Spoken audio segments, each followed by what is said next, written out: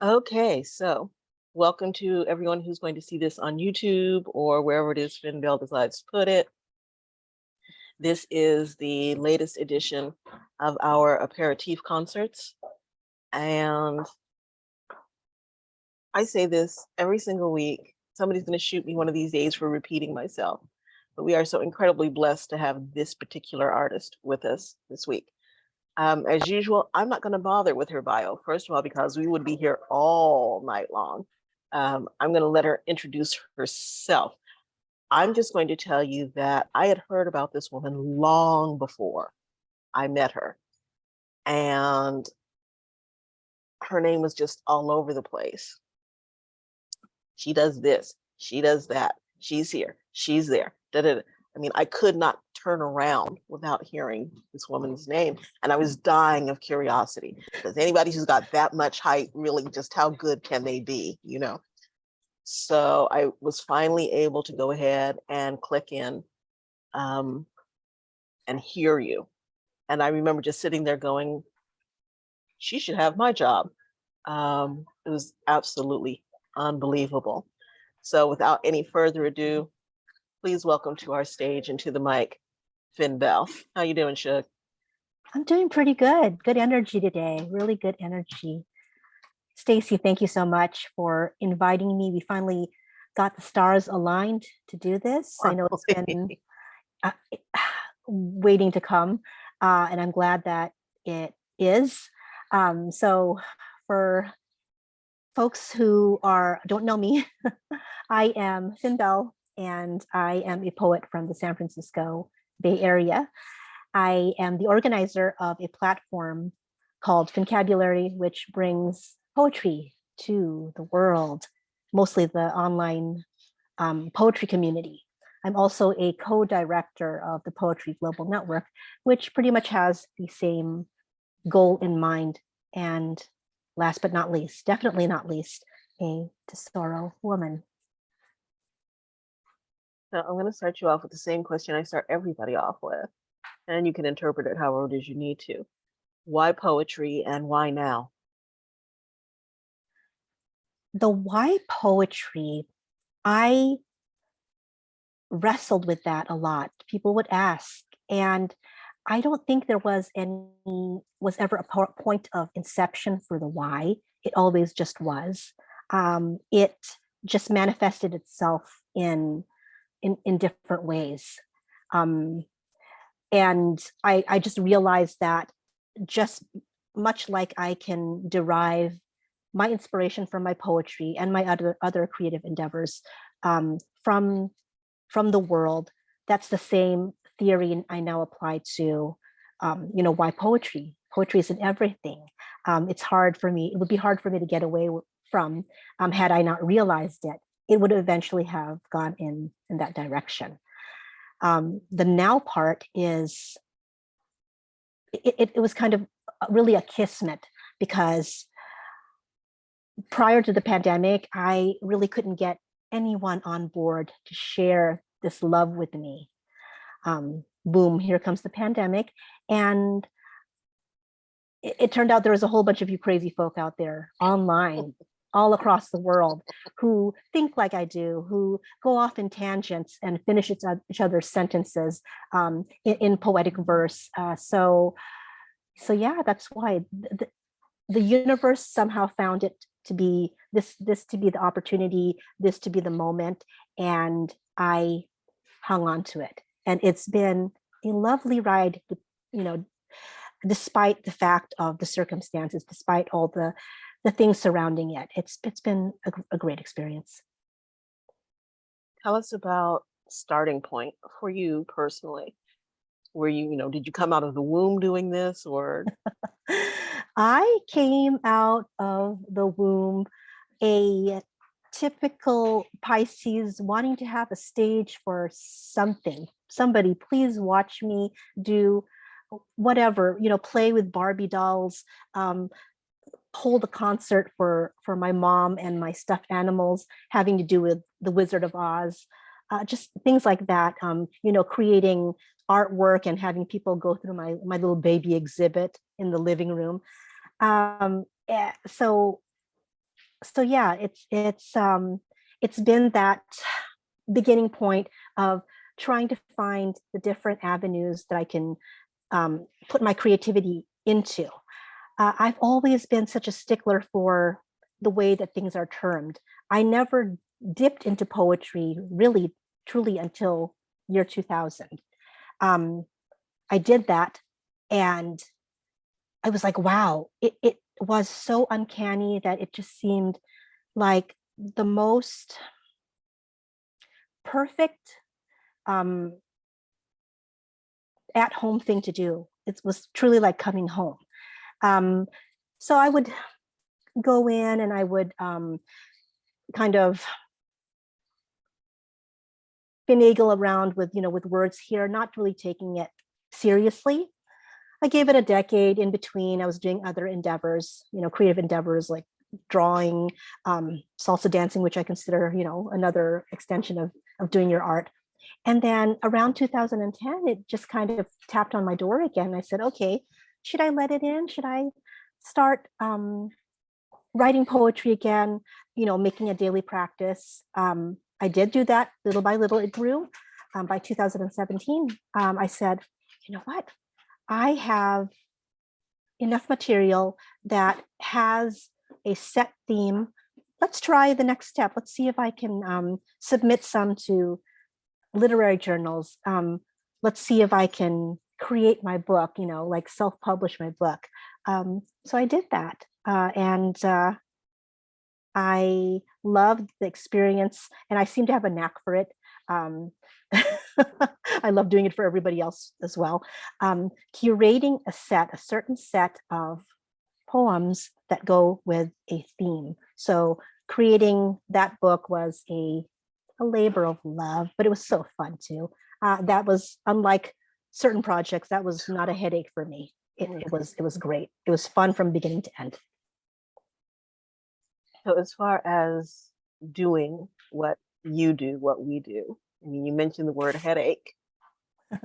What's the biggest headache? The biggest headache, as far as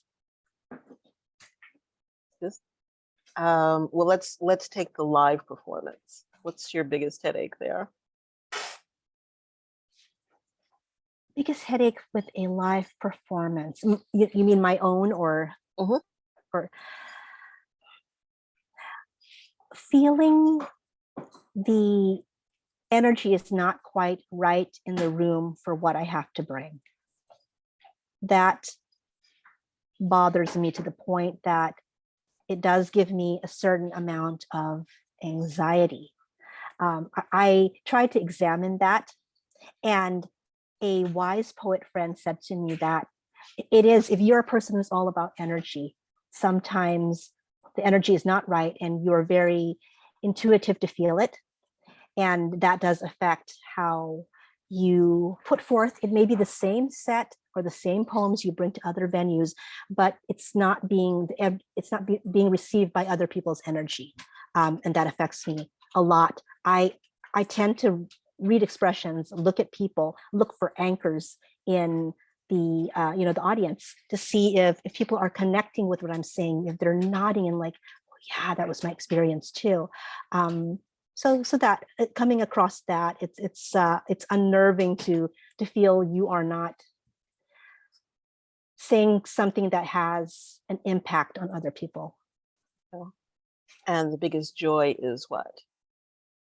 The biggest joy is Yeah. sharing this with people and finding that connection, and hearing people say that, just hearing that changed their day, or it changed their mood, or it gave them the answer that they were seeking from the universe. They were asking that same question, and I posed the answer in the poems. That's really powerful stuff, I It think. is. It is.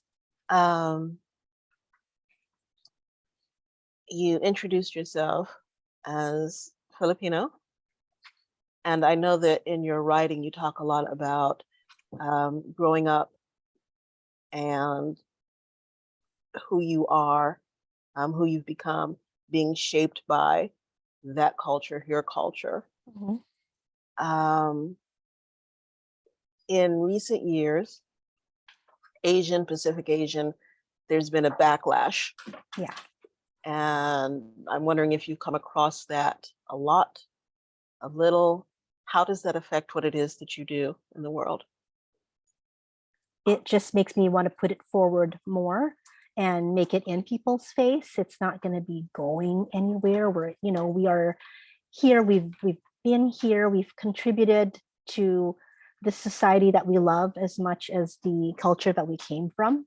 I'm not going to say that it doesn't hurt. It happens. I guess you could say it the slights happen, or the anger and the hate and the racism happen more subtly now than they did when I was little. When I was younger, my dad was in the Navy. We lived in the deep South. Oh, There was no tolerance whatsoever if you were somebody of a different color or ethnicity. They didn't understand what Filipino was. They had no concept. We got a lot of dirty name calling, a lot of racist slurs. But I think there's something about when it's done subtly too. The knife is just as sharp when it's kind of done as an aside or coded in something else. I feel it just as intensely, if not more so. So I try to address it in my poetry. I try to, it may be more subtle, the way that I am presenting it. It's still there, and I hope somehow, and it just may be my optimism that my love of my culture will somehow imbue that same love or that same appreciation or curiosity about it, for other people. I know we can't heal the world, with just words, at least not a few of them, but I think, with the bombardment of them and continuing with this endeavor of, sharing my culture through my poetry, it's going to melt something, melt okay. a little hardness there. That's the hope. Yeah. That's what we all hope. We were talking a little bit before about projects, so upcoming projects. So I know what you're up to, but let the audience know what you're up to. Well, we are somewhat going into year 2.5 or 3, I lost count, of my platform Phynne.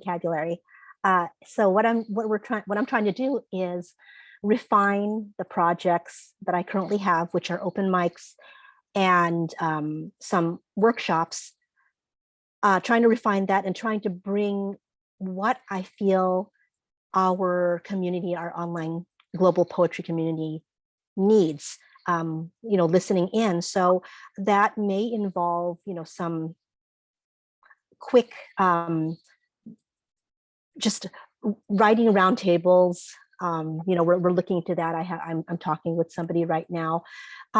Just some sessions where it is on Zoom brainstorming. You bring your ideas and we, cook the pot of soup, of poetry soup, so to speak. So a lot of things as far as that's going. As you know, I'm also a member with Poetry Global Network.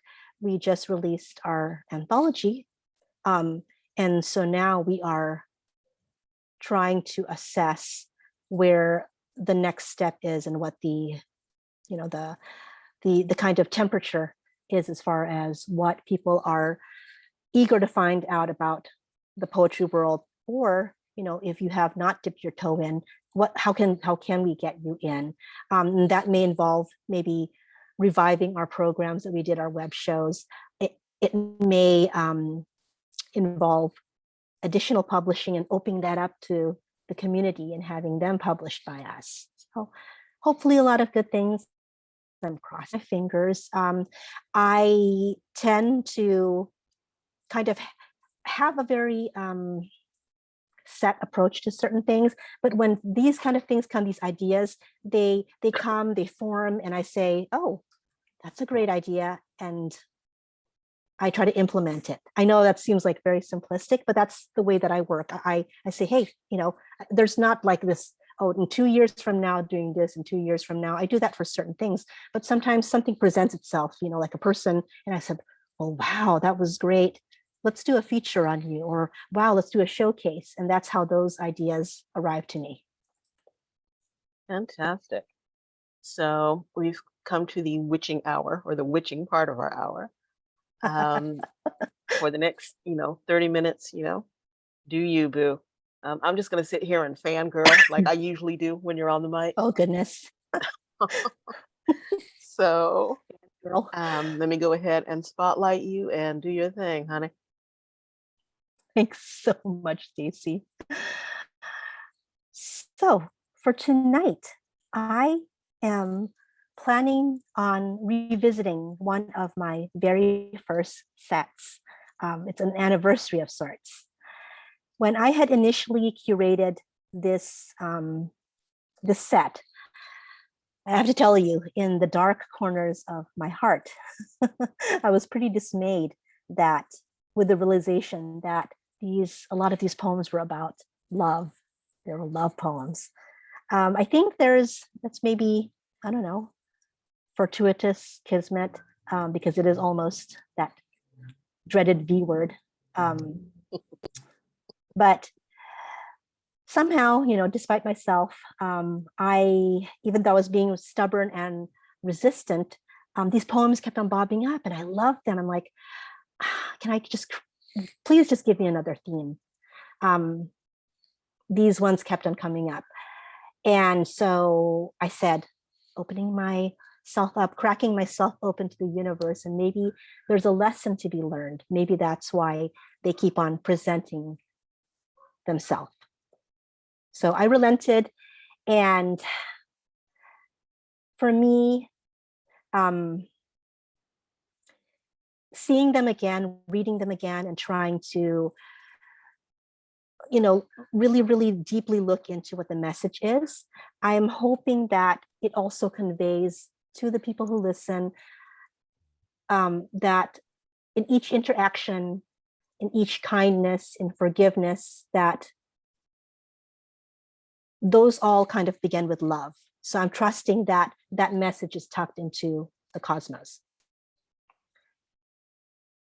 So everything doubles around to love. And I think that maybe every decision that we make kind of has an element of, that thinking of love, whether it be platonic or romantic. We hopefully are the kind of human beings who are compassionate and think about the repercussions of what we do for the people surrounding us. So I have to say, a lot of this set, this may be a boo or it may be great, are about romantic love. Good. Yay. I think some of us more than others need that shot in the arm. That's another show. Right, I know. But so they're going to run the gamut. I saw this book recently, and it showed, kind of like the duration of a love affair, from the point of being so ecstatic to kind of like the end and the resignation or the clarity of it. So this is going to run that gamut from, flings to enduring affections. In the beginning, when I was asked to do features, I would go back to this poem as a sort of lucky charm. It was my totem. It gave me good energy, and it calmed me down. And the reason why I love this poem too is because it's tied into the way that I would hope love would be. And it also really reminds me of the sea, which I love. That's affinity to the sea. So this is called June Bugs. I want to cut my heart out of my chest, be my own offering to you. Because you would have me, because you look at me with eyes that want to nourish all of me and fill in my gaps. I inhaled the starlight that got caught in my hair as we ran like little children in total abandonment. We ran through skies, turning their lights off and on, one by one. Last flickers of lilac and rose as they feigned sleep. We ran through wet sand that nipped at our toes and tried to swallow our feet. We ran, meeting waves, trusting, even if we could not see them in the dark.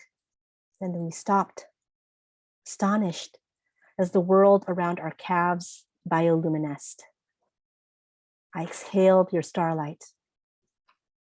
I exhaled it regretfully because it was fire in my belly. June bugs kissed your drooping eyelids. So from that bit of fancifulness, going a little bit more into the reality. And I think, the majority of us, if asked or it was put in our face, we scoff at the notion, this romantic notion of love, but maybe secretly dream up these scenarios that you only find maybe in rom-coms. And because of these, these things that we see, that we're exposed to, we get a little bit taken in by the fantasy and hope it could become reality with just a little nudge. I admit that, and maybe a lot of people can relate to this, when you're putting forth that intention out into the world, when you're really loving somebody, wanting to be with somebody, you may be doing some degree of unintentional spellbinding.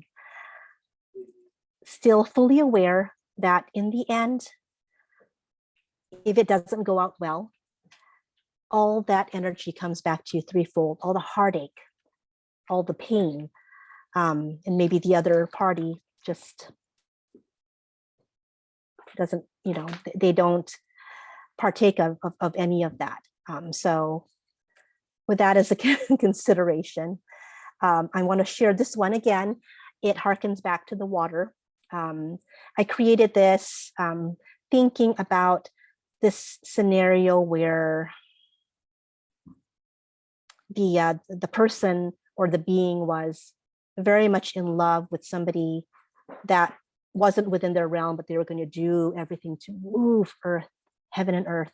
And I did it in kind of the voice of the siren and her song. So this is called Sirena, Sor Juana, which is sea siren and sorceress. A last swig of dark brew, his worries abandon his brow for the night. His 5 o'clock shadow is impatient for tomorrow. He bids me good night, and lights go out all over the world. I temper my aqueous turbulence. I chew on hard time leftovers. My mind clutters. Thickened leftovers to chew, no, gnaw really. Lines and meanings and pauses and breaths. I have ample time left on my plate. Lust is not a condiment. Love is not a meal. It is binge eating madness. If left entirely to my whimsy, a former self would emerge from the hardwood floor and climb into the attic, throwing down old vices on the landing to play heartbreak with later. I braid him into my life, careful plates, I intone good intentions. I bind him into my anima, twine tightening. I breathe out my longing. There is no longer day or night. I want to strangle him in the sunlight fragrance of my hair. I want to initiate him into the intimacy of how my dreams make me languish in the tangled sheets between my legs. I want to make erratic patterns of sleep, lightning movement trip behind my eyelids. I want to compel him to gasp, to convulse and pine in the same seductive rhythm. I bide my time. Siren song silenced. I bid him good night, and lights go out all over the world. My limbs cross, uncross, impatient for tomorrow, but my brow is unruffled tonight. A last stir of dark brew.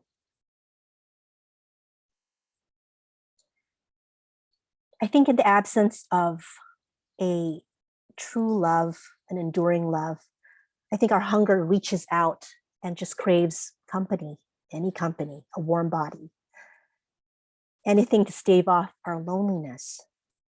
So we sometimes delude ourselves into thinking, hey, this is love.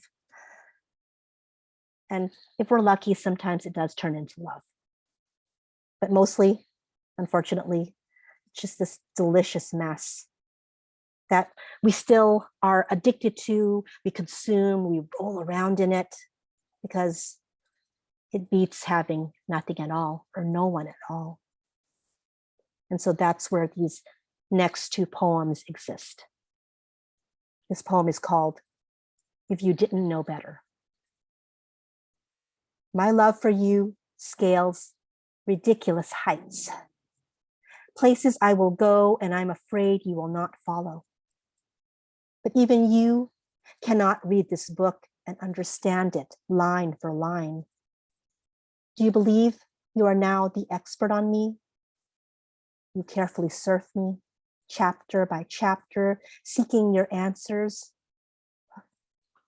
They are there, baby, but you skip over them, intentionally perhaps, and instead ask the gaps in between all your questions.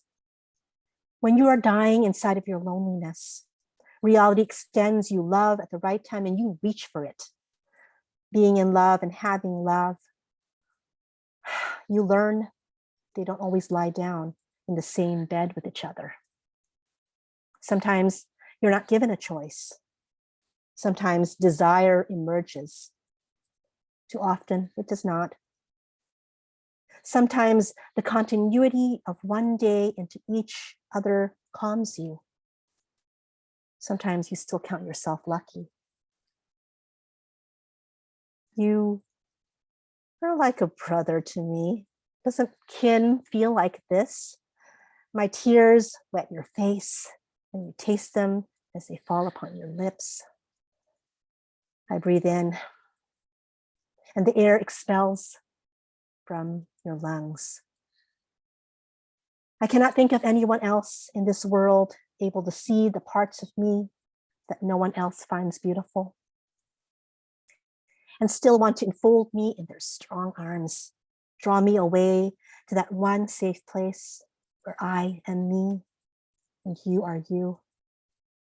It is no one's business at all that my lips part in denial and the words come out all wrong.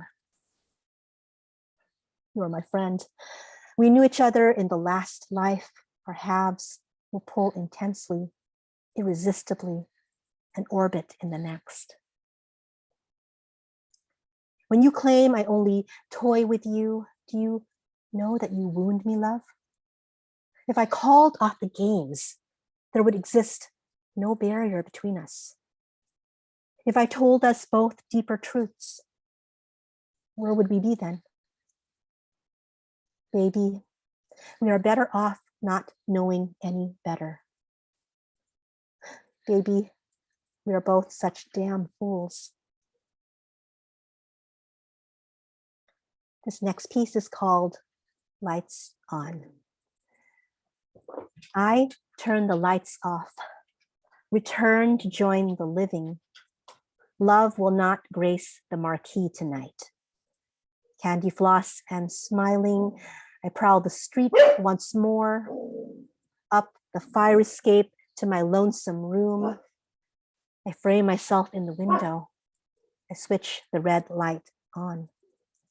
My neon sign wavers, you flicker back.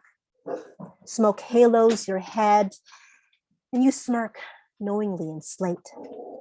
I guess fireflies can lose their faith too. Should I go on?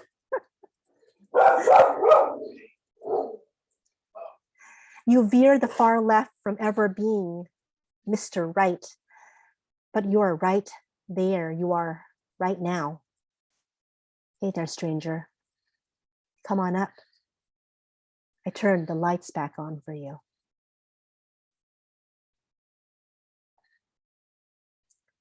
Do I still have time? I wasn't checking. I turned off my Alexa, which keeps time. Darling, as far as I'm concerned, you can do this all night long. Okay, let's But go you've got on. about 15 minutes. So Cool. Okay. So we've all been on this world long enough to know how lust can be mistaken for love and how emotions can become messy and tangled. And this sometimes causes us to pull back and to build this unintentional shield around ourselves and keep ourselves safe from the same vicious cycle of mistakes, to inure ourselves from the sting of when a love affair goes wrong. But, oh my goodness, when love does enter the realm, and it is delectable and it's beautiful and it's at the right moment, it's everything. It's wonderful. So these last two poems are hopefully what they will be in whatever lifetime, finding that soulmate moment where body and soul, mind, every portion of me and every portion of that being or those beings unite. This is called Naked. I awaken to my internal clock, or perhaps something more primitive, craving the sun's first rays, its protracted, teasing beams brightening first rose, then limoncello thick, bending through the shutters to rouse and wash over our sated, reclining bodies. In the sacred hush, I lean back. I do not touch you. I only allow my eyes to consume your beautiful sleeping form, naked and open to me and the arrival of morning. The sun becomes a lover. He is pleased with you. He toys with the way light plays upon you as if he were imagining the choreography of a delicate ballet. Dancers in ecstatic fugue, rushing without thought down the strong slope from your shoulders to your back, delighting in the challenge of scaling inch by inch the majestic hills formed by your succulent exposed buttocks. The sun continues in his ascent, perhaps longing to find better purchase upon his own cumulus bedding, to gaze upon you, all of you, at his leisure, as he shifts and tilts, as he sighs and settles.